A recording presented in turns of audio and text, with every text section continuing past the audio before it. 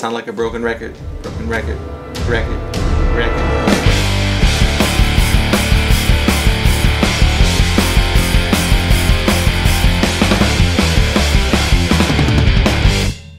Hello! Let's cut some plastic.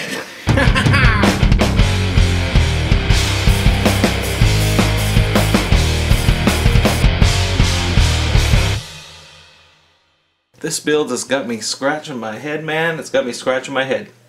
And I have a couple of questions in a second. The reason it's got me scratching my head is because I'm kind of modifying it quite a bit, and then I'm thinking, how am I going to get this all painted and back together? And, it's tricky. Anyways, let's take a look at where I'm at, and then just one question. Okay, so here we are so far. I've got the wheels on.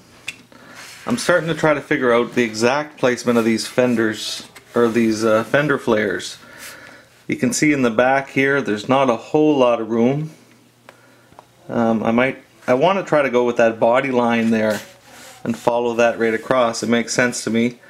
I've got my doors cut off. I scraped those off last night just with the back end of a number 11 blade. And they came off pretty clean, and then just now I opened up the tub. You can see I've got quite a gap to deal with there, and I'm going to have to find a way to be able to fill that in. Styrene makes sense, right? But then it's all a matter of getting it back together and getting the interior painted and detailed when I got all these gaps to contend with. So that's kind of got me scratching my head. But I think I'm just going to have to build up like this part of the body onto the body itself. I don't know. It's going to take some more head scratching. And honestly, I've been doing quite a bit of that, just trying to figure out how I'm going to put this sucker back together.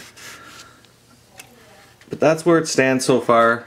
The next thing for me to do is to commit to these fender flares and really commit to them, get them on there. I'm always trying to mock this up where it's going to actually be after it's glued, so I'll know for sure where I'm at with it. And that's been a bit of a challenge too, just trying to get things to sit where they're going to be once it's assembled. Yeah, that's where she's at. Alright. Okay, hey. So, one question. I want to put an exoskeleton on this, like a cage around the outside. That's what I'm going to attach the doors to and do like a gull wing door, and it's going to allow for me to have like a cool, not luggage rack, roof rack on this and whatnot. So the question is, what gauge, what size should I go with? I'm going to put up two sizes of styrene rod.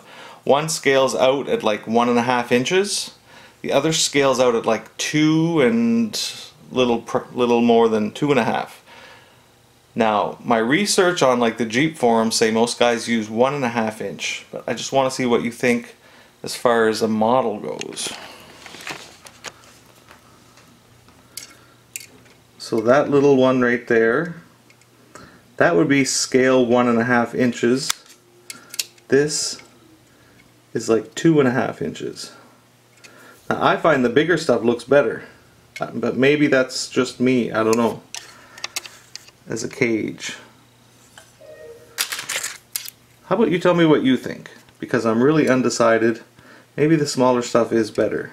This is kind of what the Jeep guys would use, 1.5 inch tubing. So any help with that is really appreciated. I'm just trying to think ahead, and I have no idea how I'm going to get that on there because I have to paint the body of the car and paint the exoskeleton separately and then get the exoskeleton onto the car. So I've got to kind of fabricate it so that it can be wrapped on after it's painted in more or less one piece. That's why I'm scratching my head, just trying to figure this out, but I'm going to keep pushing through. It's only a problem, and every problem has a solution. I scratched my head on that rat rod Peterbilt truck too, and it turned out alright. So I'm going to keep going on this. So that's just a little bit of an update. Thanks for watching. I'm going to try to keep regular updates this week. Hopefully I'll get a bit of time each night. And no matter how little I get done, I'll throw up a video just to do a little update. Right on? Thanks for watching again. I appreciate the comments. I appreciate the views. Appreciate the fellowship. I appreciate all of it. This is a fun build. I'll be glad when I figure it out. Thanks. See ya. Bye.